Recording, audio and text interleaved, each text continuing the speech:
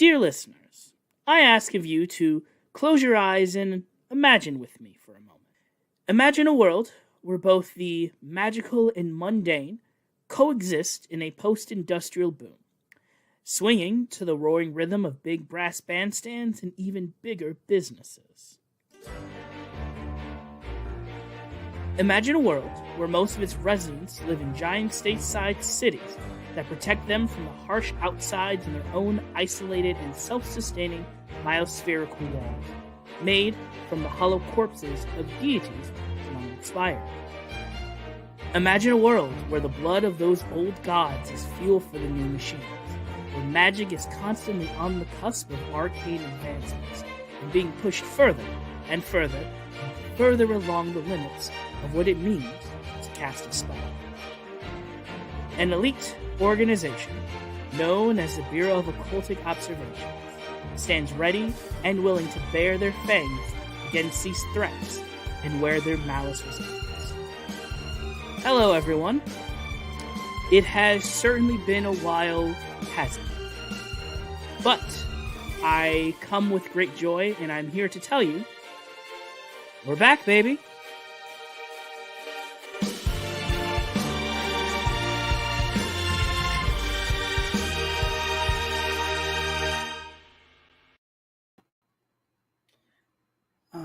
Well, hello, everybody. I'm going to give everyone just a little bit of a second to kind of get situated and come on in.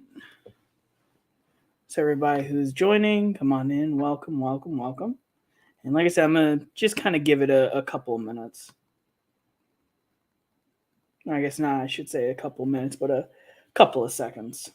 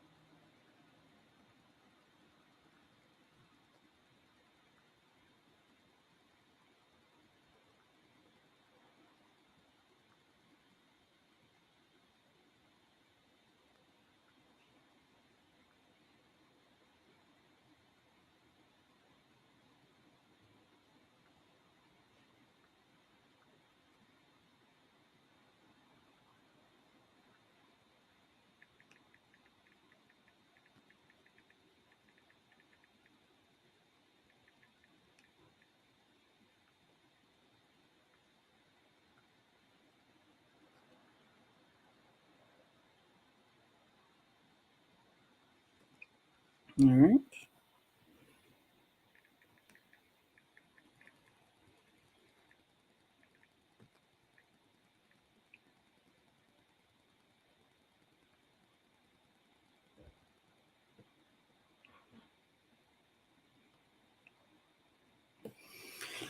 All right. Well, we'll essentially just kind of give everybody a second as they're kind of coming on in. So, once again, I just wanted to say welcome everybody to Tales Adventure Agents of Boo and for the live stream. As always, I am your hostess with the mostest, Dapper Wombat.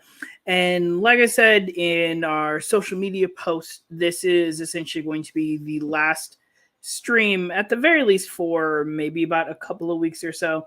I wanted to initially do these two streams because I wanted to essentially show off these character classes. There we go. It's a little bit better. Show off these character classes that we have for the podcast, and kind of give a little bit more like background about the podcast and everything like that. So, and as well as just kind of talking to you all once again, as we have been making some pretty great progress with everything so far. So once again, this is essentially going to be a fairly standard, just a fairly standard stream where I'm going to essentially talk a little bit more about the specialist and all of the stuff related more to the Agents of Boo classes a little bit later on in the stream. So without further ado, as I always keep saying that, so the agenda that I have for today is for a couple of things. Like I said before, we have been pretty hard at work getting everything together, getting everything situated. As of this week, specifically for this Saturday coming out, we will have had the first 15 episodes of our season one out. And we have so many more to go. At the very least, by my calculations, if we're able to release an episode every 2 weeks or so, we should have the entirety of season one done by probably about done by around the holiday season. So definitely take a look and check out for those, as well as just looking out for any new updates if we're ever having on. If we're having doing any other live streams or any other special sort of things, you can always get a chance to come check us out for that. Other than that, like I said before, we have been slowly growing with our social media presence. I know at the very least at the time of this live stream, we have had, or at the very least, we have, I think, over 560 followers on our Twitter, almost about 100 followers on our Instagram, and at the very least now about 120 followers on our TikTok.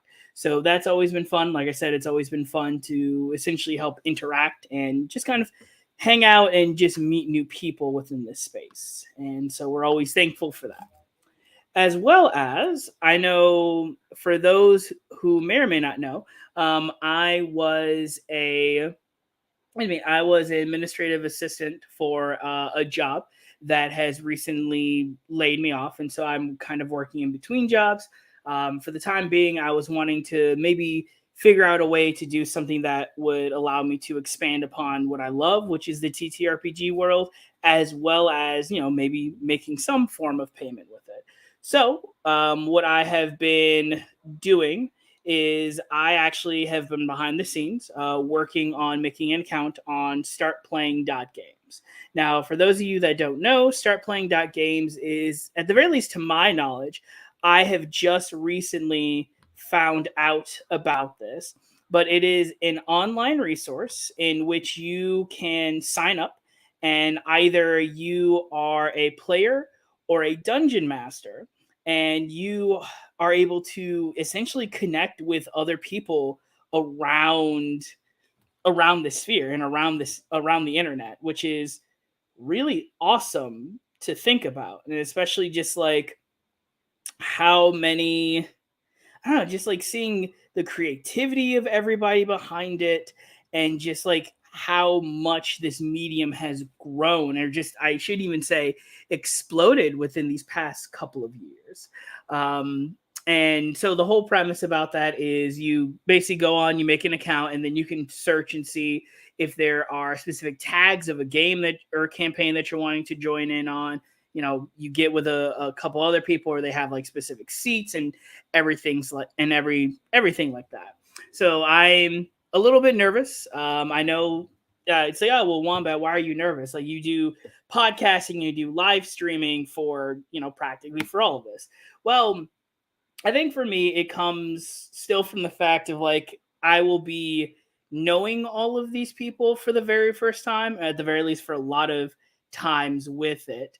So that's can be a little hectic. Plus, once you're working with people on the podcast or with live streams, sure, you may not know them, but you usually have some inclination of who they are going to be on the show for this, and especially like for stuff like this, this is people having or people essentially paying their service or paying for the services of having a dungeon master. So that's always a little bit hectic, but I think at the very least, it is going to be a lot of fun. I am going to be able to learn a lot of things and hopefully just continue to learn and grow and just maybe learn stuff that I'll be able to take back to the actual podcast itself. So please look out for that in the next couple of weeks. I know I'll probably make an announcement on that on our live streams when I decide to do another updated live stream, as well as on our social medias. So you can go ahead and check those out on our Twitter and our Instagram, as well as our TikTok. Other than that, the other big news is that we now, for the time being, have an official sponsor. I have to give a big shout out to Grimthane and the folks over at Derf Dice. Now, I believe I spoke about this a little bit on Tuesday, but for those of you that don't know, Derf Dice is an amazing an online system or online software that you're able to use in order for getting together roll tables. So instead of you looking through the loot tables and like with a pen and paper, putting all of that together, Derf Dice fairly easily handles that for you. And the tables can be as extreme or as simple as you want them to be. So let's say that you decide to make decide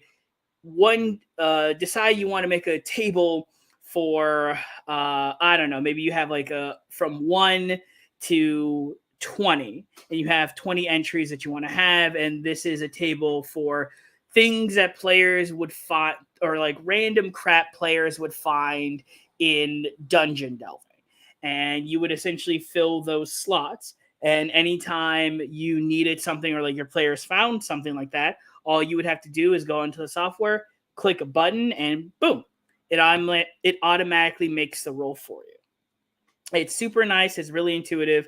I know that I have been slowly but surely using these at the very least in our future episodes, as we do have a lot of our episodes pre-recorded.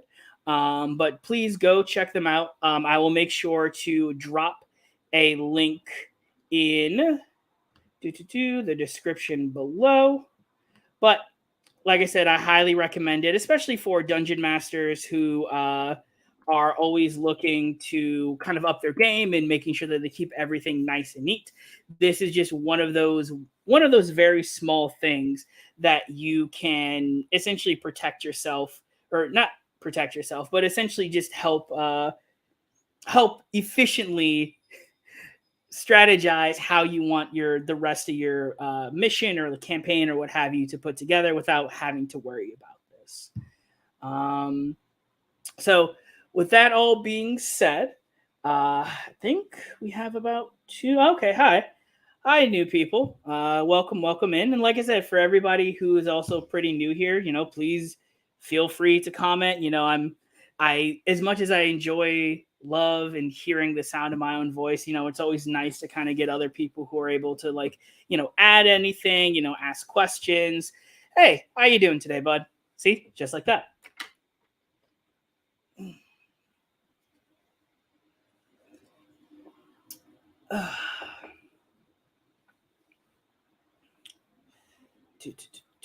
So, I guess once again, going back to the start playing games, I currently have an idea for about, I think 3 campaigns at the very least. So I have decided that these campaigns are going to be something fairly long form, but nothing where nothing at the very least for the time being that would be anything like, oh, this is going to last for an entire year.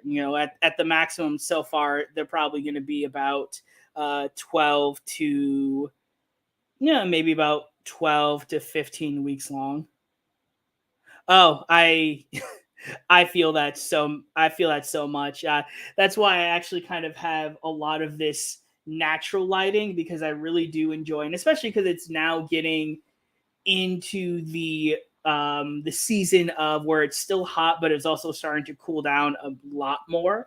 Um, that I have actually my windows open, and I have this nice, beautiful breeze that is just kind of rolling in. So that's always nice. That's always awesome. That's always fun. Um, so start playing dot games. I already have one that I'm pretty excited about. I don't want to give away anything just yet. So I have that one. That one in particular is going to be a Monsters of the Week campaign. For those of you that don't know, Monsters of the Week is a system that is based off of the Power by Apocalypse system. Long story short, it is a 2d6 system. It has a lot of heavy role playing, but also the mechanics are still fairly crunchy, but they still also are really nice to kind of give just enough give and take, so the role play and the mechanics don't get in the way of each other. But this one is essentially going to be a spin off of a one shot that I have probably run. I think I've run this one shot. I've run this one shot, I know, 3 times, and at the very least, I have run it as a somewhat long term style campaign. Yes, exactly that. Monsters of the Week, hence Monsters of the Week. So like Supernatural, Buffy the Vampire Slayer, like Brothers Grimm, other stuff like that. It's so much fun. It adds a lot of things for like episodical. Scooby Doo, that is a great one. And like, man, I'm no, that is a very great example, because that is one. Um, but this is going to be a Monsters of the Week campaign. The fun idea that I have is that this is going to be. Do I want to reveal a little bit of this?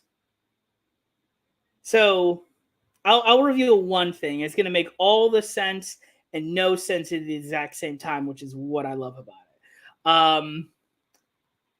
You all play a group of silver hairs, and I think that's essentially how I'm going to leave it. So I'm going to definitely have one game of the Monster of the Week going. I'm debating whether or not I'm going to have either D&D 5th edition or Pathfinder. I am also trying to figure out for those, do I want to have more of a traditional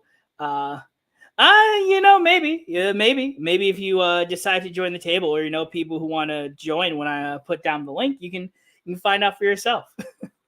But I know at the very least, when I was looking for on start playing dot games, that a lot of people, as rightfully so, you have a lot of beginners and everything, watching Critical Role or watching all of these other, like this massive explosion of everything, and like, I want to play these. And a lot of them I see is like, oh yeah, Curse of Strahd, or like Ghost of Saltmarsh, or like Horde of the Dragon Queen. And these are all fun and all, but I feel as though, to me, a lot of that is fairly oversaturated. So I would like to do something different. I'm just not sure as of yet. I More than anything, if I did run 5th edition, it would probably be something related to Dragon Heist, because I already am a very big like heist person and other stuff like that. If not, I don't know, it might have something to do with Eberron. I think more than out of anything, Eberron still hands down has to be my favorite world out of the D&D, or out of the D&D canon, only because like, this is more my speed. It is a magic world, but it is fairly grown up, and I think that's the ultimate thing that I do enjoy about it. Not in the sense it's grown up like, oh, it's dark and edgy and all that other stuff, but like it asks some pretty serious world building questions. Um, and case in point, where it's just like I was talking about this with another friend of mine that always upset me about essentially upset me about like medieval fantasy and all those other stuff. It's like, you mean to tell me that you exist in a world where magic exists and you have people who are called wizards that live in these massive beautiful towers and they just do magic all day, but people still live in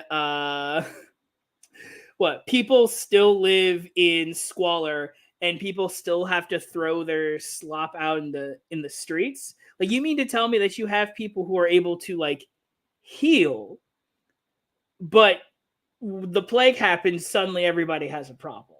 And at the very least, to me, that always didn't fit right. And I loved Eberron more than anything because that just made more sense. Where it's like, yeah, of course, you have all of this magic. Of course, your way of living is going to advance because of that. Mind you, they still had to deal with a whole war and like the whole conflicts of nations and one of the nations getting destroyed. But you know, at the very least, to me, that's more just kind of up my speed for that. So more than likely, I'll probably run some form of an Eberron campaign. If I do intend to do like a dragon heist, I think I would run actually dragon heist, but instead of it taking place in Waterdeep, it would take place somewhere in the Eberron series. Only because I love Eberron that much of a setting, and like I love to give credit where credit is due.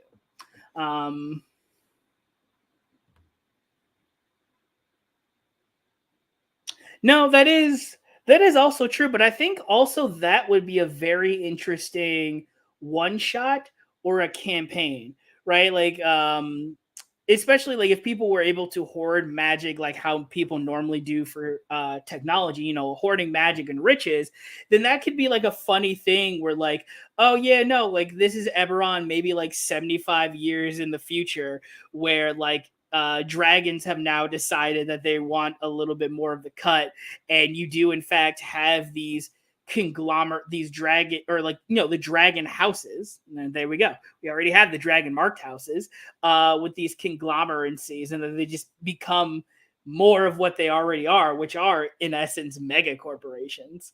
So you can kind of get a nice blend between what dragon heist, and like maybe if you've ever played Shadowrun before, you can definitely add in some like really awesome Shadowrun flavor into Eberron, because I think that also has some like really interesting ideas, and especially with how the dragon marks work, because they're basically houses where people work for a company but they all have superpowers. So I don't know. That would be something fun. So I'd probably run something like that. And then I think for the last one, I definitely think for the last one, it would want to be something more unique. And I say this because again, like, yeah, you have like fifth edition, you have Pathfinder and stuff, but I'm always like really interested in like showing people the indie games, and like a lot of those that I have the privilege of playing on the Chaotic Wonderful live stream, which are just super awesome. And I think one of the games that I absolutely fell in love with playing on the one shot for Chaotic Wonderful a couple of weeks back has to be Orbital Blues. And Orbital Blues is a Orbital Blues is a TTRPG. It is a 2d6 system as well. And the awesome thing about it is that it is lovingly crafted and meticulously based off of those old, I want to say almost kind of like space noirs. So I guess the biggest example I could probably give would be something like between a mix between a Cowboy Bebop and Firefly. Yes, like it is essentially that aesthetic, but it's so I don't even know how to describe it. It's so, and I'll probably have to, maybe that'll be one of the other live streams I decide to do, is I decide to do a review of Orbital Blues. But man, Orbital Blues is just one of those games that the themes and the mechanics are so interwoven, are so beautifully interwovenly together, where it's just something absolutely amazing. Obviously you have like anytime you are so basically the whole premise is that once again it running it kind of like Cowboy Bebop, you all can essentially be whatever you want. They have different archetypes like the muscle, the kid, the gambler, the sharpshooter, the detective, the stereotypical like noir style um archetypes. But the fun thing about it is that those archetypes and those really cool moves that you get associated with them, there is an ability for something where you take stress. And the idea is that you do something that reminds you of your past, and it almost kind of like is a warning for things to come. It's this very very interesting system of how it works, and once you get up to a certain threshold of this stress, so to speak, then you have something called like a storms are brewing, which is basically like, oh no, this is now in the point where everything starts to like go down, and like essentially your past catches up with you. So, but like you're able to do like more stuff. Like you're able to kind of like survive, like do all these other extracurricular or extra amazing things. But whatever bill that you skipped out on, it's due whether you like it or not.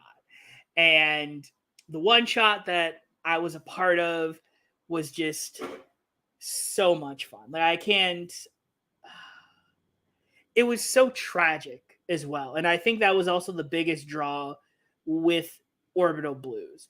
Orbital Blues is a romantically tragic system where a lot of the stuff where you're just like, man, like these people are broken. Like you play a fairly broken character trying to make it in this obviously like this unjust and and cruel world, and hoping that you and your ragtag team of merry family that you make around that you made along the way don't die. And there's something so special about that. But I definitely know if it's not going to be Orbital Blues, it's definitely going to be Starfinder, only because I really like having the balance of like, okay, I have something that is more consistent with like the real world, hence like the Monsters of the Week and kind of that idea that I have. Then I also have something that is a bit more of the fantasy, so that would be more like the Eberron or other stuff like that. Then I would in fact have more of that like space slash sci-fi, which would be the Orbital Blues, Starfinder, or possibly like a Shadowrun or something like that. I could be like, oh well, I can get Spelljammer, but like I don't. I like the lore of Spelljammer, and I cannot tell a lie. I did not in fact get the Spelljammer book, but whew, I heard it was quite honestly, I heard it was bad. It was dog shit at worst and mediocre at best.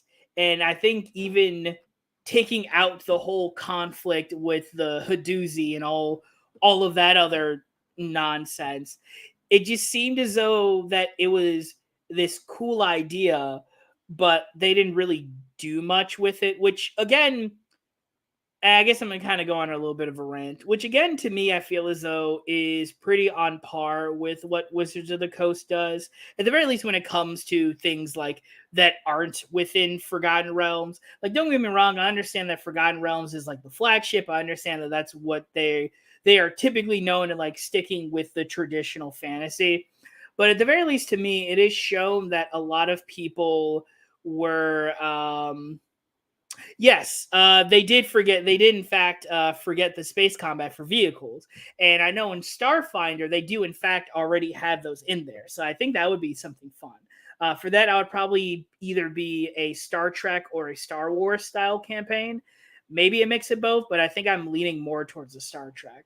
Um, but the other thing about it is it's just, I don't know, like I picked up, I think the only book I physically bought from Wizards of the Coast uh, has to be has to actually be Tasha's Cauldron of Everything. And I picked it up because I was reading all this stuff about it. I was like, oh, this is gonna be awesome. This is how they're going to essentially shape up how they're gonna kind of like fix racial ability scores and all that other stuff that kind of plagued D&D. And when I read through it, it was just like, yeah, just put your ability scores where you want them to be. And it's just like, you wrote an entire book to really just say that. I mean, and I can't, don't get me wrong, I really do love the idea of like the tables, like the parlaying with the monsters, the other cool items that they add in, like even the group patrons, because like the group patrons was also a really amazing and awesome idea. So I can't say that like Tasha's was a complete wash. It was just that whole thing of like, yeah, no, just put them wherever you want, just felt so much like a cop out. Like I felt like I just kind of wanted more. I wanted more of that. I wanted more of that to be addressed, and it just wasn't. And yeah, especially with the stuff that a lot of people got, like with the Spelljammer, it just seems so lackluster. It just seems so half-assed and so disingenuous that, like, you really don't care about anything else except for Forgotten Realms or maybe whatever in the hell Critical Role is doing. And not to say again that Wizards of the Coast sure is a company. They sure are a corporation. Thus, they are also owned by the corporation Hasbro. So even in then, they themselves are not an independent entity. And I know I keep harping and shitting on Critical Role, but even within that whole inflation of everything and with all that other stuff, I still think it's a great show. It's just a lot of the times, because again, it has been this wonderful thing that has just exploded within the past couple of years. I've just kind of fallen off the wagon a little bit. Doesn't mean I don't like to keep up with stuff, but man, like a lot of the things that I see, just like especially like for fan reactions, is just it is a lot. I think most notably, what has recently happened as of this stream and possibly of this recording is season 3 of episode 33. And like people were like just absolutely losing their goddamn minds. He's like, oh, what? These, something happened to the characters I liked. And like people just like got so offended that these characters were put in a situation of combat where like they were going to, like they were going to die, or like maybe one or two of them did in fact, lose their character. And that's heartbreaking for anything that happens, but at the very least people need to understand when you play a TTRPG, or like when, I should say not any TTRPG, but when you play a TTRPG like a Pathfinder or a Dungeons and Dragons, you can have your character and you can make it, and that's great. You also, regardless, even if it is the DM's fault, or if it's just for the sake of bad rolls, or like this is something that has just happened, you also have to be prepared for the fact that your character is indeed going to bite the bucket. Probably more than once, but like their bill is due. And I understand the sentiment of how people were like upset and like emotionally like broken because of all of this, but like it's also at the end of the day, like, which I guess is it's funny of me to say, where it's in the fact of like, oh well, this is just a game. Don't worry about it. And I think this is one of those instances where I am on the line of like, no, this is in fact a game. Like you have to unmarry yourself from this parasocial relationship that you've built up with these characters. Like sure, they are, you have to treat them less, less like friends, like long friends that you haven't seen in forever, and more like more like characters that you read in a book. And I say that because like, yeah, sure, like with social media and with Twitch, people are able to like interact, and like especially with the newer streams that people have been putting up, people more awesome than I have been putting up, and you have like chat being able to interact with stream and stuff like that. And that's cool and all, but at some point or another, you also have to have, you as fans also need to realize and understand that it is fun, but you are ultimately not their friends. You are their fan base. And regardless of what happens, you also need to be very accountable for your actions, for all of that, and just how you react to it. Now, I cannot confirm or deny, and I'm not here to spread any rumors about this. I heard a lot of what was going on about this from the grapevine, because like I said, I've been mostly out of the loop about this for like a good bit. But like I heard instances of like people wanting to boycott Critical Role, and like I think maybe at some point or another, like the folks were getting like death threats and stuff, and it's like, guys, like, we can calm down. It is not that serious. It's honestly kind of like giving me the same vibes of when people were so up in arms and ready to like burn down uh burn down the Naughty Dog studio when The Last of Us Part 2 came out. And that was such a massive upset to the fans. And it's just like, just, I get it. Don't I'm not trying to say that this isn't something that has been so integral to who you are as a person, or at the very least, like something that hits you super emotionally, and like what you were completely gripped by this story. Laura knows I've had those instances from time to time, and at the very least, a lot of times when I was younger. But again, people really need to understand that this is entertainment. This is a game that you watch and sometimes interact with, and this is a game that you play and interact with in the rest of the world. Ultimately, the decision, as much as we love to be a part of something special, most of the times, and especially with these, a lot of the ultimate decisions isn't really up to you all. And I say this because, like, I remember when I was watching the season 2 with the Mighty Nine, and that was a whole big thing of like the death with Molly Mock. And I was there, I was watching the stream when Molly Mock died, and I was like, oh no, this is heart wrenching. This is horrible. And like you can see the actors, the all of the cast, the actors playing that up, because that is really hurtful. To see somebody that you built up and had this relationship with just get cut down. But in the same vein, it's just like, okay, well, you either have a choice. We can either figure out if there's a way, if you do in fact want to bring back your character, and maybe we have some sort of magic, because this sure is a narrative and I can kind of construct whatever. Or you can decide that they'll come up later somewhere somehow, and you can just kind of make a new character and we can kind of run with it.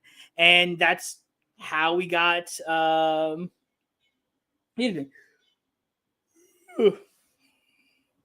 and that's how we got our lovable favorite Furbolg Grave Cleric. So I understand why a lot of people are upset with this. However, my biggest thing again is that a lot of this just doesn't necessarily mean an end, but it just more than anything means an opportunity for other stuff to flourish and for other things to grow.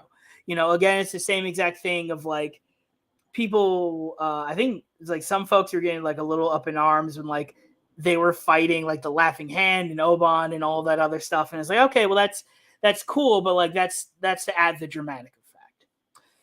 Anyway, rant aside, I don't personally really watch a whole lot of Critical Role anymore, but you all are also free to watch it. Once again, just because you are a fan of something doesn't mean that that's your entire personality. Like I get that is something that is super core to who you are, but people also need to understand that being a fan of something is not and should not be your entire personality, because that's where you get all these unhealthy parasocial relationships and reading into things of stuff that isn't there.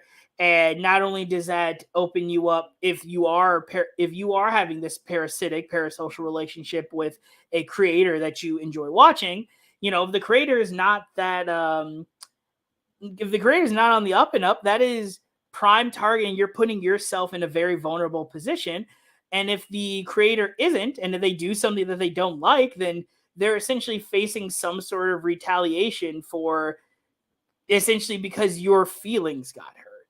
And I think that's just something that a lot of people need to just fundamentally understand.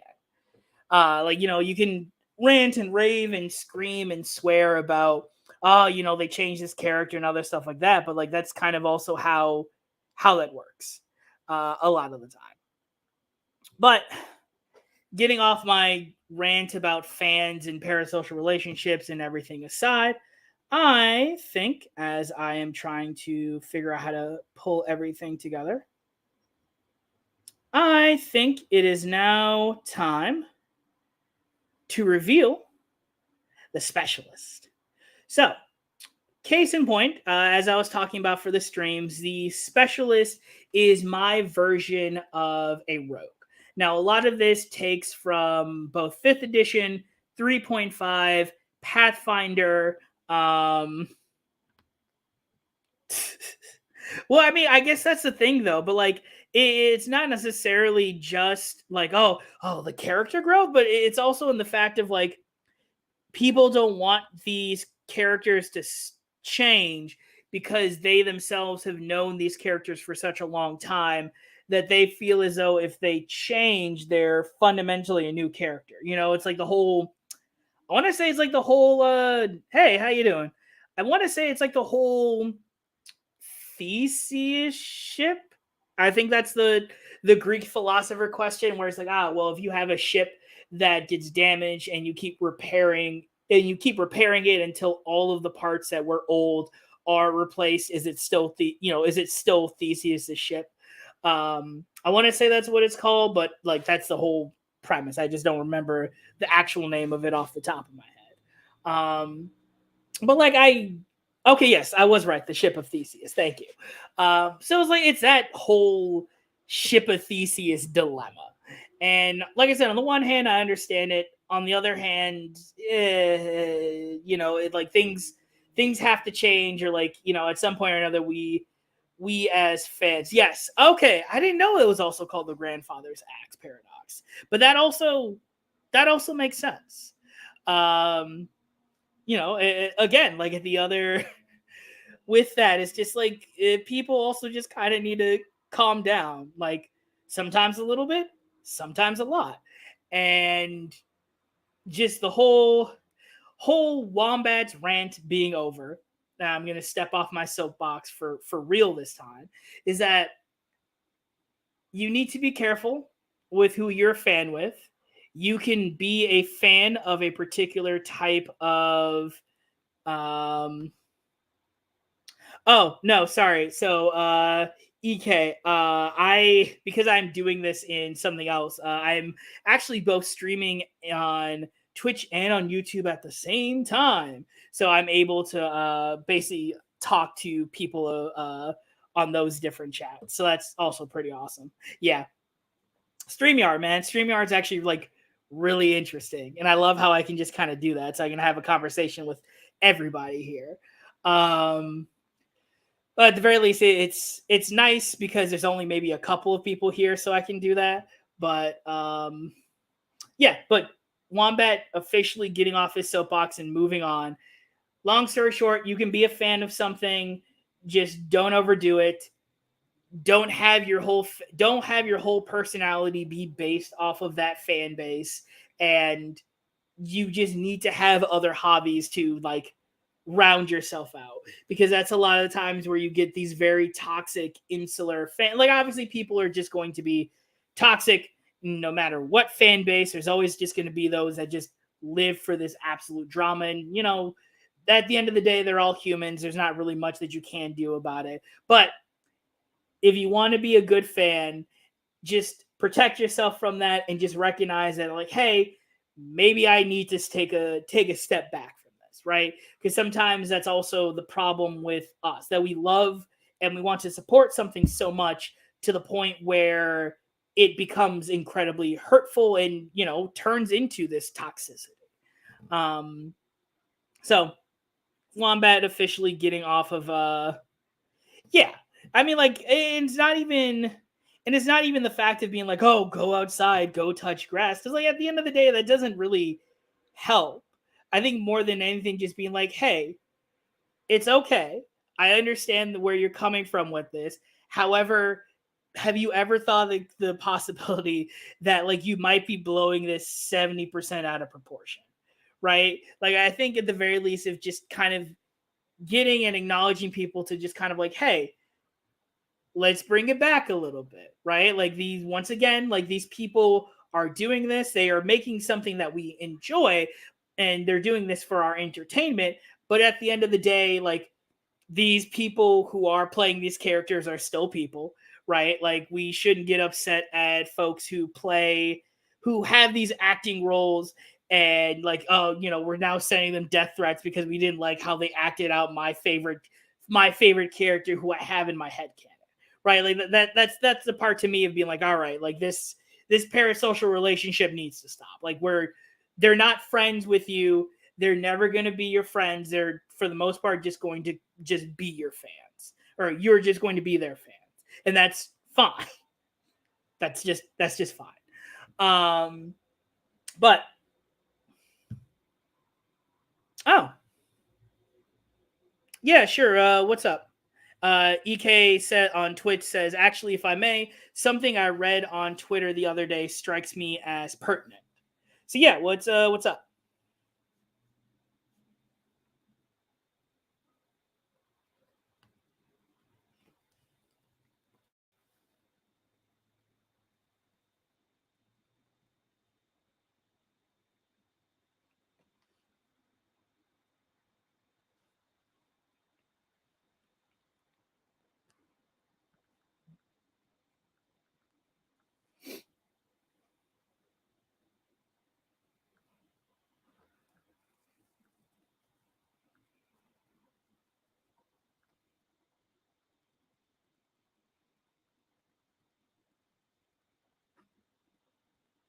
Okay, well, I guess while we're waiting for that to go on, I'll probably just kind of put that in. Oh, here it is.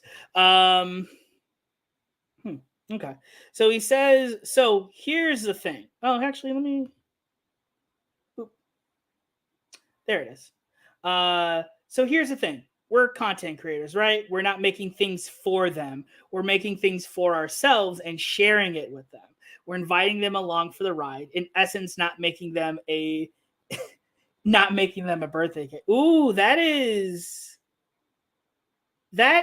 actually a very good way of putting it. Wow, that's such a great way of putting it. Because that ultimately is what the whole idea of making content is about.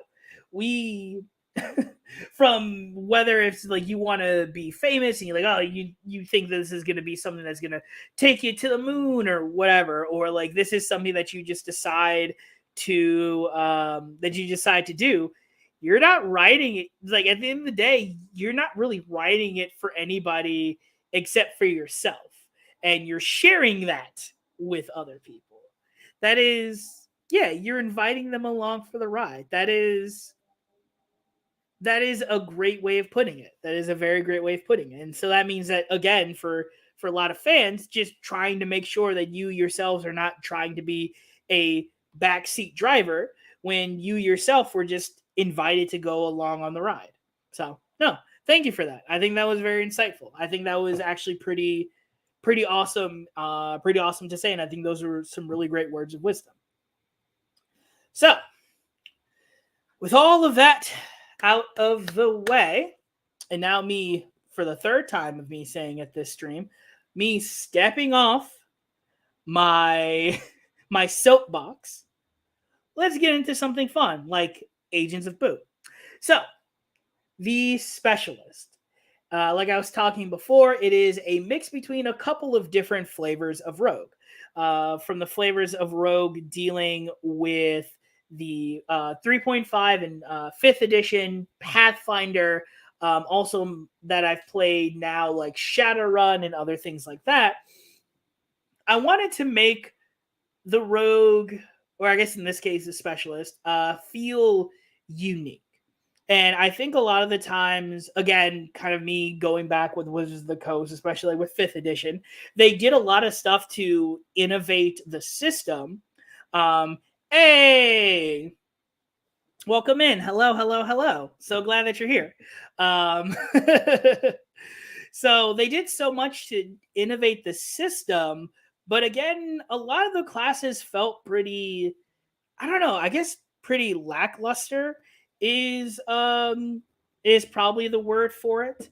Um I think especially I was pretty upset with when I saw specifically for like the Warlock and the Paladin that Eldritch Blast is a cantrip. Okay, okay, that's fair. That's fair.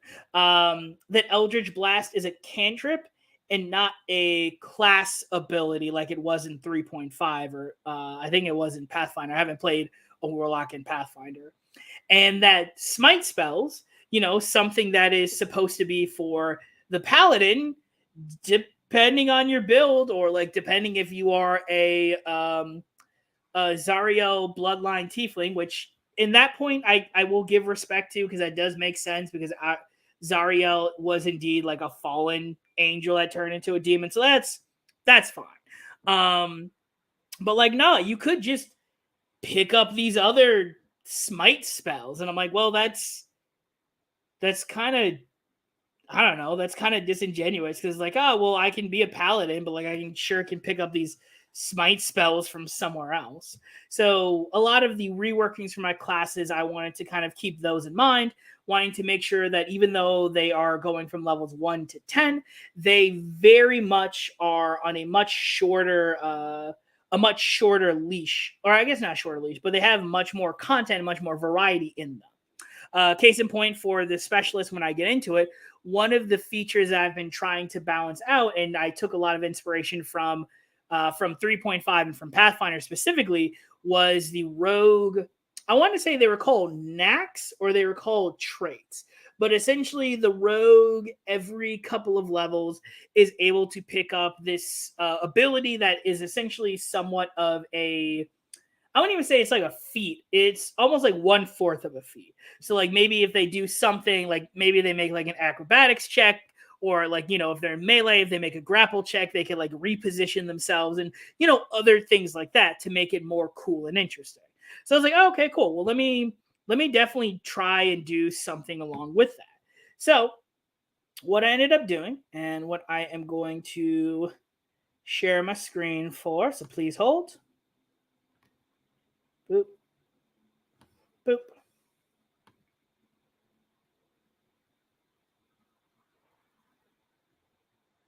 Come on, you can do it. I believe in you. Is it? Okay.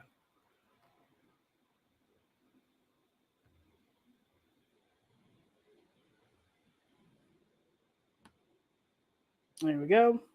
Now I'm sharing my screen. I think this is how. Nope. Okay, cool. Sorry, y'all. Give me 1 sec. Now this doesn't want to. This doesn't want to work, and it's like, oh, why? Why are you doing this to me now? Of all days, you decide to do this. So let's see if it's any better if I do it like so.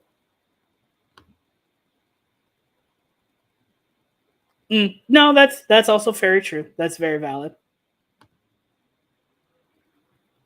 There we go. Okay. So this, once again, is something that is still very much in base testing.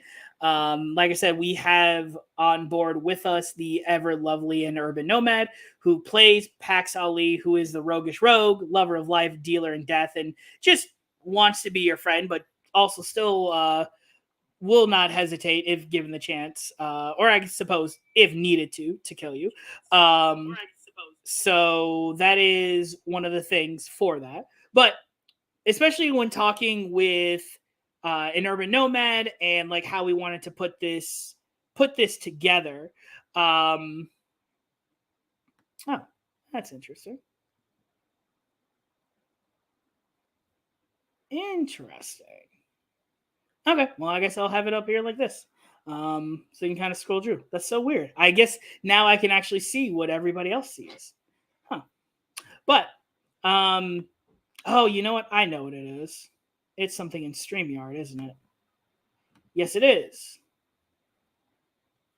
And come on, you can do it. You're doing so well. All right, 1 second. And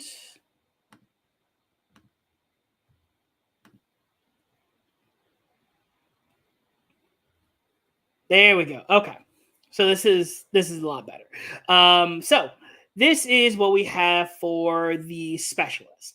Like I was saying, talking with an urban nomad, this was more about giving the rogue more flavors and more opportunities, and essentially just kind of helping to I don't know, give it more of a unique flavor. Urban nomad, these abilities that you are going to see are going to be abilities that you're going to get at later levels. So this is almost kind of like a teaser for stuff that you get to look forward to. So I guess happy. It's like so. Merry my early Christmas gift to you, though. I guess that doesn't really mean much. But anyway, stalling without further ado. So as always, you do have your class features. So obviously you have your hit die, hit points, you have your proficiencies and everything like that.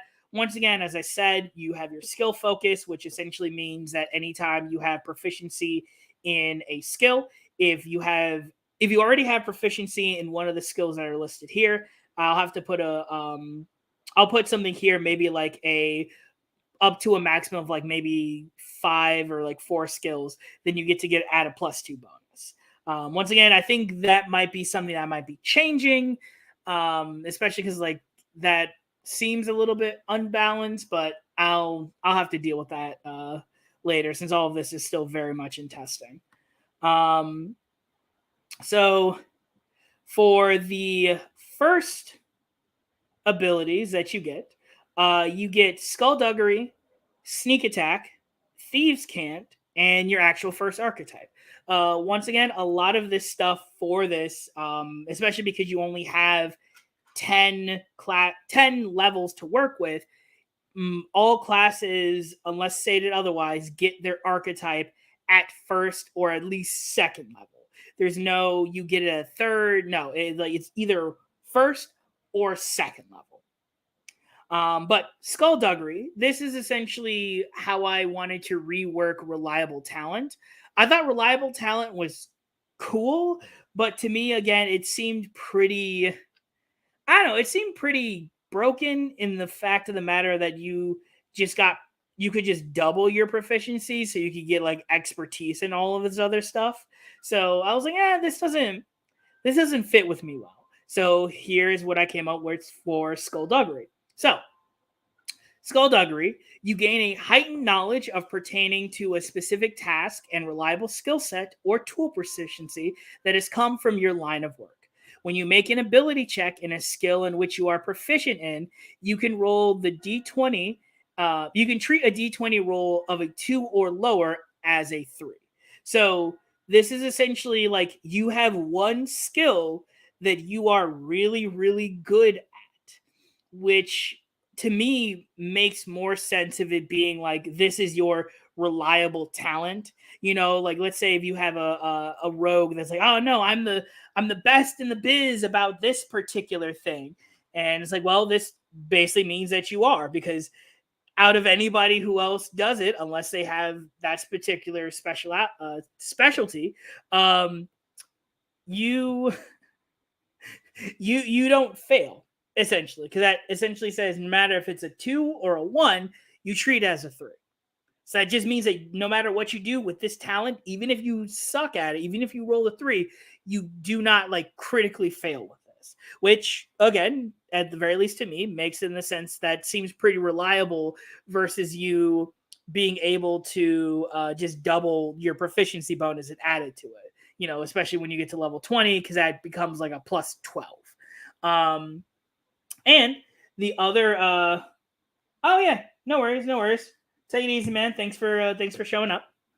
And for the other stuff, this ability also grows with you. So at 6th level, you can treat the D20 roll of a 5 or lower as a 6.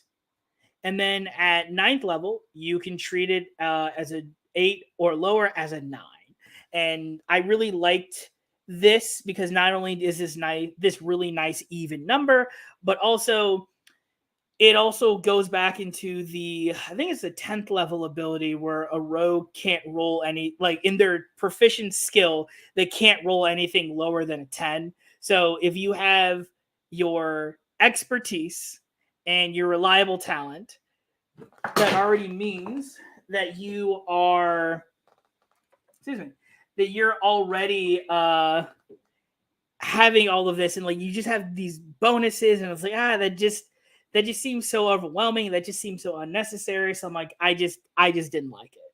So I thought this was a nice, a little bit of a cleaner situation, or I guess a cleaner mechanic to use that. Whereas like, you don't really add anything, you're just like, nope, if you roll a 5 or if you roll a 7, you just treat it as a 9. That's it. But again, because you only have 10 levels to work with, that's at 9th level, because that means that you're so proficient in this that like, nah, like I got this. I can do this half the time with my eyes closed. Secondly, I didn't really change a whole lot about sneak attack. So this is like once per turn when you hit a creature with a finesse or range attack, you can deal an extra 2d6 damage to that creature, but you either have to have advantage on the attack roll, or the target has to be within 5 feet of a creature hostile to you. So then again, it's the idea of like getting flanking and having somebody like there so you can sneak through and shank somebody. It's kind of like the bread and butter of the rogue, so there's not really a whole lot special there. The amount of damage increases, so essentially this increases to a maximum of 6d6 at 10th level. So that is the only thing. Instead of getting like 10d6 at 20 level, you only get really 6d6 to work with. Again, I guess like specifically for you, Urban Nomad, this may or may not change as I'm kind of like play testing stuff. But at the very least, I think I'm going to keep it this way, only because even though you don't do a lot of sneak attack damage or like damage that you normally would, you have a lot more versatility that is able to pick up from your exploits and maneuvers, which I'll get to in a second. Um, so then your next ability is Thieves' Cant. And Thieves' Cant essentially works in a fairly similar way as it does in 5th edition, but with a couple of caveats. So, in essence, you can understand a set of secret languages and symbols that you can use to convey simple messages. You can also teach your allies a few basic phrases and symbols to enable them to understand your own coded dialect and messages. So whenever you finish a long rest, you can choose a number of creatures equal to your intelligence modifier. If you are able to teach them under basic phrases during the rest, they gain the trusted crew status and can understand you whether you speak, write, or side in Thieves' Cant. So essentially, basically, this means that like trusted crew, not only does that mean that you can speak in Thieves' Cant, but if you like get separated from the party or whatever and you like tag a symbol, boom, like your teammates know what that symbol means. Because again, like you trusted them, so you know that lingo, or excuse me, they know that lingo now.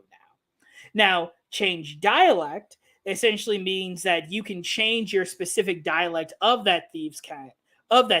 So maybe let's say that you had somebody who caught on to that. Well, if you finish your long rest, you can just change that. But keep in mind that your crew also loses that as well. So again, it's something pretty like narrative, because I wanted to give Thieves Cant a bit more bite, or I guess a bit more like flavor to it. Then you have your graded trusted crew, which at fifth level, they can speak and sign in Thieves Cant with any other creature that has your trusted crew status. So again, this is like you all have worked so well that they know the ins and outs of it. So any thieves can that you teach them, and you have somebody else that teaches you that stuff as well, they know how to sign and speak to other people like that. And the other thing, kind of getting back and harkening to the really cool ideas with Thieves Cant, is hidden message. You can essentially spend a bonus action to pass a secret message in Thieves Cant to a creature that you can see or hear clearly. The message can be conveyed vocally with sign language, and can be up to 2 words long. So again, it's the whole idea of like I'm speaking in a language that we're the only ones who understand, and just kind of rolling with that idea and kind of making Thieves Cant more, I don't want to say more encompassing, but more not more flavor. I don't know. I can't really think of the word at the moment, so I guess I'll let it lie, and it'll probably come back to me more than anything. Next up, for second level, you get your cunning action and your combat talent. So cunning action, I actually wanted to add again a little bit more versatility with this. So instead of, and as you all can kind of see here, this beautiful, gorgeous mess here, you can do a couple more things instead of just being like, oh, well, I dash, I hide, or I disengage. So essentially, your mobility to weave through the battlefield. Each turn in combat, you can use a bonus action to take one of the following actions. Slip, essentially, you can either disengage. Free movement, you can either ignore difficult terrain until the start of your turn. Disappear, you can take the hide. Misdirect, which means you can choose one target that you can see, and the next attack that creature makes against you has disadvantage. Mind you, this is only against one attack, and this isn't until the end of your turn. This is just the next attack that they make. Quick step, you basically just move up to half your movement. And then unbound, essentially, if you're ever grappled or restrained, you can spend your bonus action to grant yourself advantage on the check to escape. So again, this is just kind of giving more versatility to this rogue, and kind of being like, or to the specialist, and kind of making it more like, well, specialize how you want your character to be. So again, kind of fitting into that whole thing. Next up, we have our combat talents. So combat talents is the specialist's version of the fighting styles from the Warblade, or like fighting styles from the Fighter, from fifth edition, and from fifth edition standpoint. But I wanted to give it just a bit more flavor at the very least, to kind of make it more of its own. So at second level, you can choose one of these following options. You have Ambusher, which means when you begin your turn hidden from a creature, you gain advantage on your next attack roll against said creature, so long as you successfully hide from it at the start of your turn. So this essentially means that if you use your bonus action last round to hide and you're successful, then if you have Ambusher, the next attack roll you make has advantage, which means that you get sneak attack, because that again fits the criteria of what for sneak attack. Twist the knife, weapons with the light or finesse property get a +1 to your attack rolls, and you deal an additional 2 points of damage. Again, this is just basically you having a better control or better manipulation of being up close and personal, and with your blades. And this is all kind of what it is. This is making you, if you want to play more of a melee build specialist, that's how you do it. If you wanted to play more of a range build specialist, you have sniper. So again, you deal 2 points of damage, 2 point plus 2 bonus to your damage rolls and +1 to your attack when you make ranged weapons. Um, as you can see also for the top up here for proficiency, so you don't have any proficiency to things such as like long arms or like especially like in my world uh things like sniper rifles and stuff like that unless you train into it. So you have like simple weapons. Obviously if you work for the bureau, that's kind of a different case, but that's more for the podcast and neither really here nor there. And so again, that is if you're wanting to build more of a range-based specialist. Then you have heavy-handed approach, which I thought kind of harkened to a lot of those newer spy movies that people see, where well, what if I don't have my gun or my knife, or like I'm surrounded? It's like, well, then you just punch them. So this is essentially like you're proficient with unarmed strike and improvised attacks. You can substitute your dexterity for strength, and you gain a +2 damage and a +1 attack roll. Now for this one, I think I might have to nerf only because if you get 2 levels of this, then you immediately go into the adept, which I've decided is now the monk, because the monk, or I guess the mystic adept for this gets martial arts. So I can see how that stack would work. So I might have to change this in the beginning, but like I'm not really too worried about it at the moment. Next up, third level, you have your archetype, your exploits, and your steady aim. So these exploits were essentially what I was talking about with the roguish knacks. Essentially, you can use these to hinder your foes, as your sneak attack allows you to weaken them. So you gain a total number of points equal to your level. When you spend these points, you hit a creature with a sneak attack and you can perform it. When you spend it, it's unavailable to you until you finish a short or long rest, after which you expend all of you replenish all your expended energy. So you learn your exploits are the actual skills, much in the same way as the Warblade has its maneuvers. You learn 2 exploits, which are listed below. If the exploit has prerequisites, you meet them, you gain another one at 7th level, and then when you gain a level in the class, you can replace it with another one that you know. Essentially, and then using your exploit. Now, here's the key thing though. When you use a sneak attack against a creature, you can expend 1 or more of your exploit points to apply an effect. You must expend your exploit in this way before you roll the sneak attack damage, and you can only use 1 debilitation per attack. So this is the biggest thing. Like this is the whole reason why these exploits exist, and especially why you don't get a lot of damage with your sneak attack. That this triggers when you do your sneak attack. So again, it's limiting where you're like, oh, I can't do this all the time, but like this is supposed to be like, nah, I got in here. How can I exploit this smaller situation even more? Saving throws against your debilitations. It's a DC 8 plus your proficiency plus your dexterity, and then the additional exploits you learn from your archetype, they don't count against the ones that you already have learned. Pretty simple stuff. Then steady aim.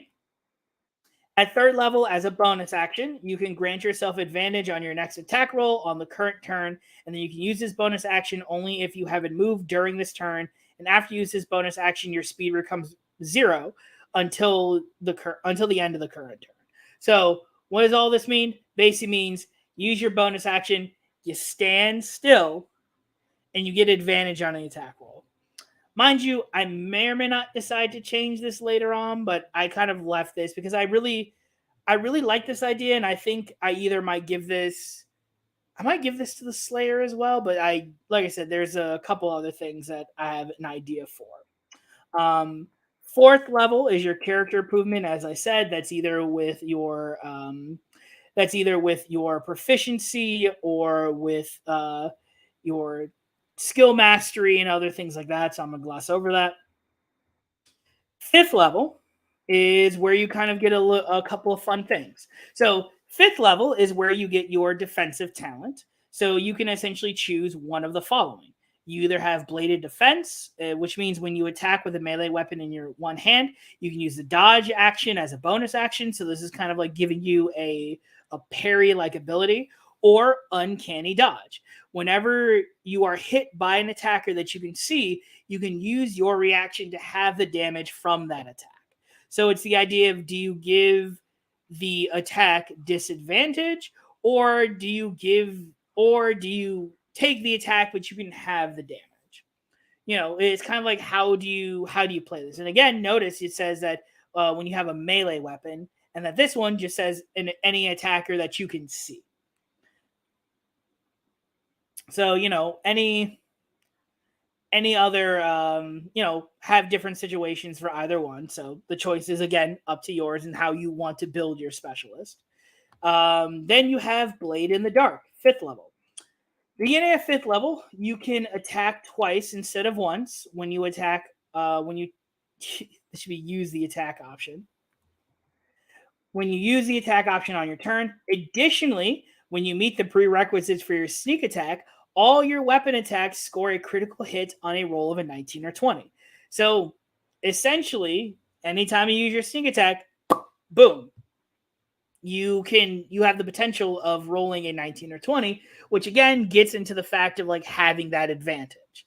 And that's again why I really wanted to like dumb down the sneak attack die, because while you don't get a lot of damage in the beginning, you have the potential of getting a lot of momentum to start doing some very, very big damage later on in the levels. Then at 6th level, you get Friends in Spaces and Social Talent, which is again wanting to give more role playing flavor to the specialist. So Friends in Spaces at 6th level, you can draw on your connections to locate people and things that are hard to find. You have made some important friends, and your connections go beyond that of a mere common criminal. By spending 4 hours, there we go. By spending 4 hours and 25 gold cruising with a populated area, you can gain one of the following at your GM's discretion.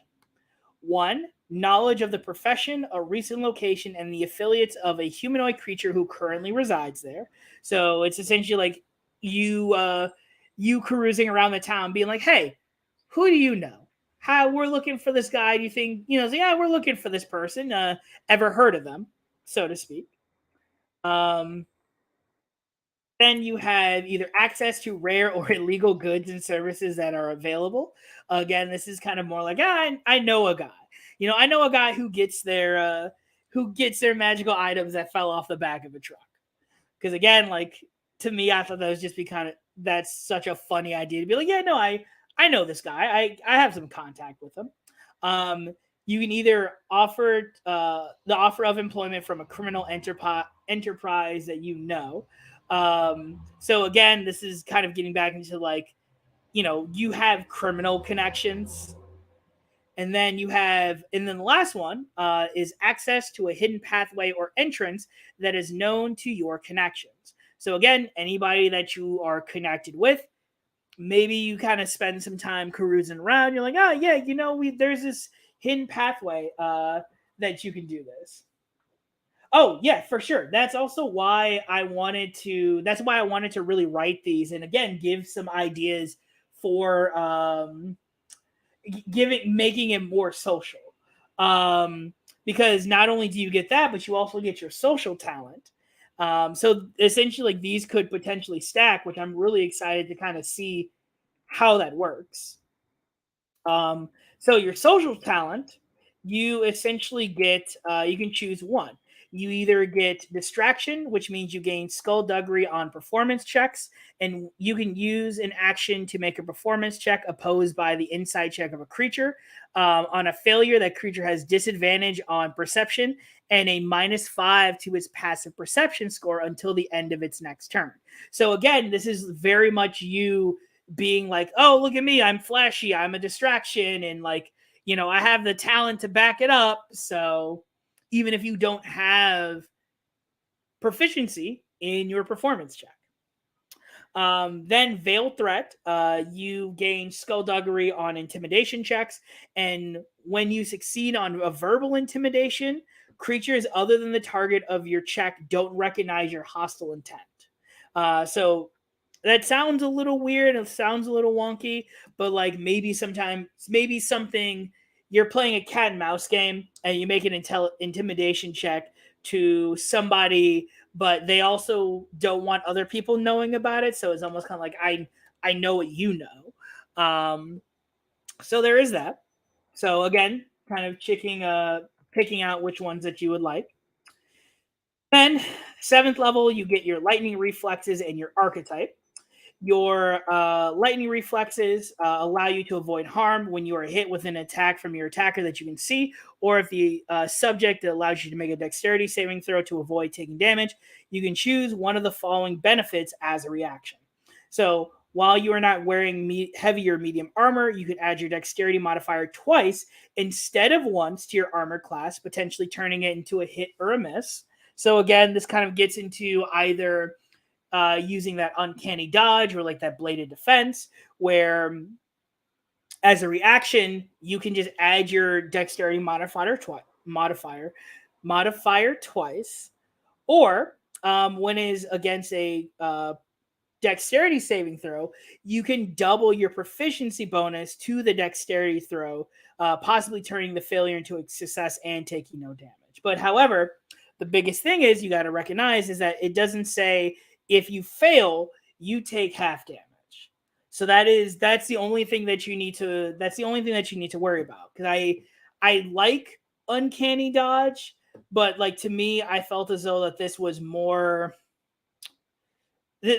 like more of that high risk, high reward, especially getting on into these later levels where Uncanny Dash was like, oh yeah, no, if you succeed, you take no damage, but if you fail, you only take half damage. It's like, no, you get to double your proficiency bonus on the saving throw. So that gives you a greater chance of succeeding on this throw.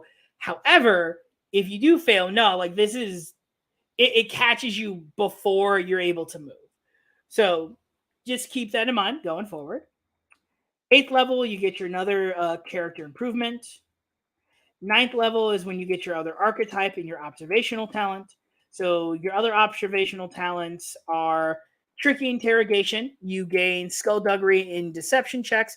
When you ask a yes or no question to a creature, you can make a deception check opposed to the target's deception check. And on a success, you learn whether the target believes the answer to be yes or no, even if they didn't reply. On a failure, you can't use tricky interrogation against a target for 24 hours. Again, this is getting into the fact of like, I know what to look for in all of this. And even if even if you don't say anything to me, I can pick up. I know in fact what you mean by this.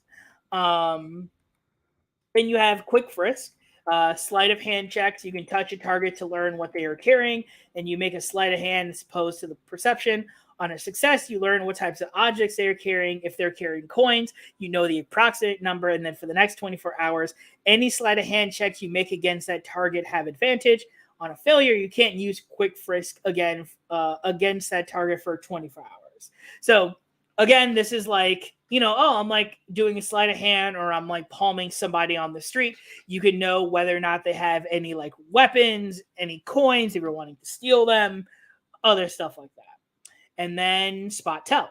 You gain skullduggery on insight checks. Whenever a creature makes a deception check opposed by your insight check and you win the opposed check, you also learn to recognize signs that the target is bluffing. For the next 24 hours, you have advantage on insight checks made against that target. So, again, these are just kind of fun little like observational things where it's like, well, I noticed that even if you didn't answer this question, you believe it to either be a yes or a no. Like, oh, okay, well, I pat you down. I was like, okay, no, I know exactly what you're carrying. And spot tells like, oh, okay, no, I can tell that you're like full. I can tell that you're full of it. And then lastly, for the 10th level cap, you get something called low profile And a new ability that I think would come super in handy later on in the levels, Urban Nomad, perfect timing. So at 10th level, you can avoid notice when you wish. So you choose one of the following again. Costumer, you gain skullduggery on checks made with the disguise kit. Excuse me. When you use a disguise kit on yourself or another person, creatures have disadvantage on checks made to see through the disguise. True lie, you gain skullduggery on persuasion checks. Your lies are so convincing that you half believe them yourself, and you can use your persuasion skill instead of deception when you are telling a lie. So this is again being like, no, like as it said, I am telling this lie so well that I like believe a bit of what I'm saying and walk it back. This is for deception checks. As a reaction, when an ally would fail a deception check to tell a lie, you add a supporting detail and you make a deception check and you can substitute their total with yours. So again, getting back into the fact of like, well, I have skullduggery on these deception checks. It's already ninth level, so I can't roll anything below a 9. And let's say I decide to get skill focus and maybe like skill mastery in this. I am a master liar, and I can help support anybody who wishes to be a master liar. So different stuff like that to keep in mind. And last but not least, we have perfect timing. So I'm gonna take a little bit of my water because my voice is starting to get hoarse.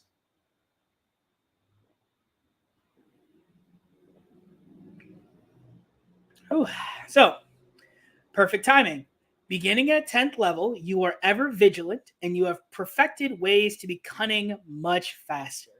You gain one additional bonus action that can only be used to grant yourself one ability from your cunning action list during another creature's turn.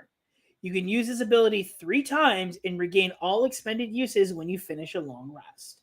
So, again, this ability is especially because everything else here builds on like slip bonus action, disappear bonus action, dodge, bladed defense bonus action, mark target, or excuse me, steady aim bonus action. You're like, how?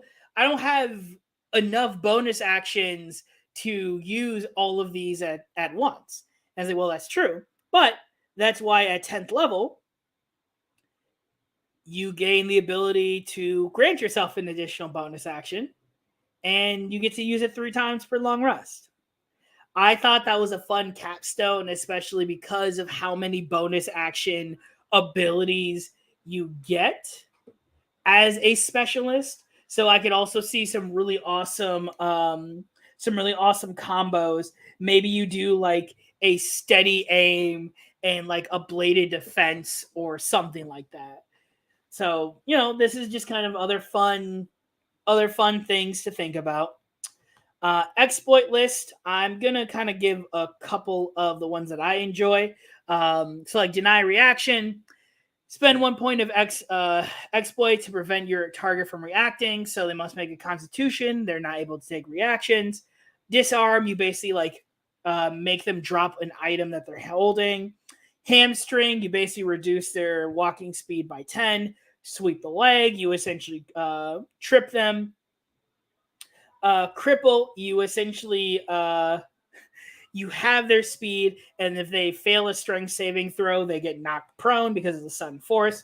Reposition, you can essentially attack, use your sneak attack, and use them to swap spaces. Eye jab, after you use it, you can like essentially blind them as you poke them in the eye. Graceful landing, when you aren't incapacitated, you can spend 1 point of exploit to subtract up to 30 feet of distance. So this one is the only one that is like, no, I can use this outside of combat. So this also could be something fairly useful for, rogues and especially kind of jumping around everywhere. Then you have pin, where you can expend 2 points of exploit to cause your target to make a dexterity or a strength check, and on a failure, they are considered restrained, and they can make an additional saving throw at the start of their next turn. I don't know why this got cut out, but there it is. Deadeye Strike, you can spend 2 and render the target more vulnerable until the start of your next turn. Whenever the target takes damage from one weapon attack, it takes an additional D4 damage. So this is again you kind of helping out your teammates and prying off the armor like the shell or what have you. Easy out. You can expend 2 points of exploit to move up to 10 feet away, and all attack opportunities made against you are made with advantage. So you can shank them, and especially because you have to have the prerequisite of reposition, you can shank them, reposition, and boom, I'm out. Backup. This is again like you can stab them, but you yourself can push them 10 feet away from you. So you can either like stab them, push them over a cliff, or maybe, if there's a cliff 10 feet away from them, or stab them and like push them into somebody else. And, kind of again getting into the fact of like that battlefield positioning. Then you have Head Smash. So this essentially spend 2 points, and you can cause blunt first trauma. Because on a failed Constitution saving throw, any spell they cast, their DCs and their spell attack bonus is lowered by 2 until the start of your next turn. So again, this is more like knocking the concentration out of a wizard, out of a spellcaster, and that's why you only get that at 7th level. Now, because my voice is slowly starting to become more hoarse,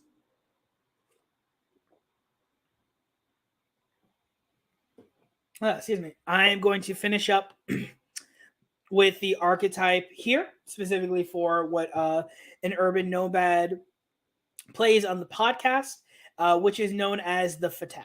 Now, the Fatale is essentially my take on the assassin. I know when I was talking with Nomad that we both wanted PAX not to be essentially not to be an edgelord rogue. More than anything, we wanted PAX to be more of a come from a family line of assassins, sure, but at the very least, to me, we both agree that the only way that you could have come from a family of assassins is if people don't believe that you're an assassin. So that's why, especially when you meet Raymond, how like, oh golly gosh, he's so kind, he's so gentle, because like nobody would ever think like, yeah, he works out, but like nobody would ever think he like actually is an assassin. But flavor out of the wise, the Fatale is a bit more. The Fatale has a bit more going to it. I didn't really like how lackluster the assassin was, so I decided to kind of fix that. So for the assassin, not only do you have your first level abilities, but you also gain, and like with most of your specialists, you will also gain an additional cunning action as well as an additional exploits. So your additional cunning action is counterbalance. So essentially, as a bonus action, you gain advantage on dexterity checks until the start of your next turn. So again, walking and kind of getting away, jumping from rooftops, that sort of thing. Exploits, heavy limbs. You can expend 1 point to make them a saving throw. On a failed save, the creature has disadvantage on the first attack roll they make against you. And silencing strike. Target must make a Constitution saving throw, or they're unable to speak or supply vocal components of a spell. So again, this is very much of like I am debilitating my opponent, and especially like, I'm going to sneak attack the wizard. Well, bop, I'm gonna pop him in the throat, essentially. And then if you pop them in the throat and you get them before their turn again, you can smash them in the head when you're 7th level to like really mess up their spell casting. You have methodical. When you choose this class option, you can easily blend into the crowd and slip away through crowded areas without penalty of your speed, and at least 2 creatures are behind you. In addition, you gain skullduggery with the disguise or poisoner's kit, and you can add your intelligence modifier whenever you make a charisma, performance, deception, intimidation, or dexterity stealth check. So again, this is something that is like this is something that's like, it makes, to very least to me, it makes the most sense, because especially if you are, and I do not know any people, I cannot say it, but at the very least to me, it makes sense where you'd be able to add your intelligence modifier to these checks, especially you're like again having that whole methodical laid out, like this is cold calculated murder essentially, and being very cautious of where you step, being cautious of what you say to people, and just kind of keeping all of that in mind at some point. Third level is the ability that you all will see in fruition, which is actually pretty awesome. You are able to identify a foe's weak point and exploit them as a bonus action. Again, with all these bonus actions, you may mark a single creature within 30 feet of you that you can see. When attacking a marked creature, you have the following benefits. You have advantage on strength checks to grapple and shove them, so getting into either the brace up or like back off. When you score a sneak attack, you can make one additional weapon attack as a part of that action, and they take an additional amount equal to the weapon's damage die to your intelligence modifier. You can also add your modifier to the attack rolls or any attempts to disarm. Movement, again, your movement doesn't provoke attacks of opportunity. If the target has to make a concentration check, you could add your modifier. You can add your intelligence modifier to the DC. So again, this is like really hitting hard like wizards to be like, nah, get over. Who's like, nah, get over here, spellcaster. I'm gonna bonk you. And then these effects last until the marked target has been killed, rendered unconscious, or you use a bonus action to mark a new target. You can only have a single target marked at one time. Once you use this feature, you can regain all expended uses when you complete a long rest. And at 9th level, you gain 2 uses. So this is a much more powerful ability, but you can only really use it once. And, sure, it has it where, like, target's been killed, rendered unconscious, or you use your bonus action. I think I might have to put a limit of, like, this will last for, like, maybe up to 1 minute, like, much as a Barbarian's Rage or anything. But, again, this is all great and dandy, but you can only use this once every long rest, and then at 9th level, you get 2. That's how powerful this ability is, because, again, this is more or less of you breaking down your opponent and being like, nah, forget that person in particular. Like that's my target, that's my prey. I'm going to do what I can to break them down until nothing is left. Then at 7th level, you have Nimble Escape. Beginning at 7th level, your nimbleness has made your killings easier. When you reduce a creature's hit points to 0, your speed becomes 10 feet. In addition, if you move within reach of a creature, you can make a dexterity check against the creature's AC and add half your intelligence modifier. And on a success, you can move up to 10 feet without provoking attack of opportunity. If it's against your marked creature, you make the check with advantage. So again, this is a whole playing off the fact of like I stab and I run. You got really good with the stabbing part. Now, especially of being 7th level, they're not going to go down as easy as they did before. So now you got to learn how to run. And lastly, you get some fun little abilities with your archetype's capstone known as structural weakness. By 9th level, you have developed a studied knowledge of anatomy and physiology. You gain skullduggery with the wisdom medicine skill. Because again, it's the whole idea of like breaking down your opponent. You have to learn how your opponent is. You have to learn how the different joints and the different bones in your opponent. Other stuff like that. Assuming that this opponent is some sort of humanoid. Your insights into anatomy allow you to strike at your opponent's vital areas when fighting against your marked target, and you score a critical hit. You can choose one of the following effects. Bleed out. You can forgo all your sneak attack damage and instead open up a massive wound on your target. The target takes damage equal to half of your sneak attack die, as well as necrotic at the start of its turn. Regaining any number of hit points ends the wound, as does using an action to staunch the wound or using this debilitation against the target. So this is you essentially causing them to bleed out into hemorrhage. Nerve damage, when you with a melee weapon attack, a constitution saving throw will be staggered. A staggered creature has disadvantage on attack rolls, ability checks, and cannot take reactions. So this is you popping it really good in again those old kung fu like nerve those old kung fu movies where like you hit somebody in the nerve damage and they instantly freeze up. Because staggering is almost in the same vein as being paralyzed, except they can move. So I think I might actually change that for them being paralyzed because I think that would fit a little bit better. But also my favorite one is what I've lovingly referred to as a cerebral reset. If you hit a creature with a melee attack, you roll 3d8. If the target's current hit points are equal to less than the number rolled after the total damage is dealt, they just fall unconscious. So again, I think of this like and the reason why I want to put this in here is I really think of it that scene from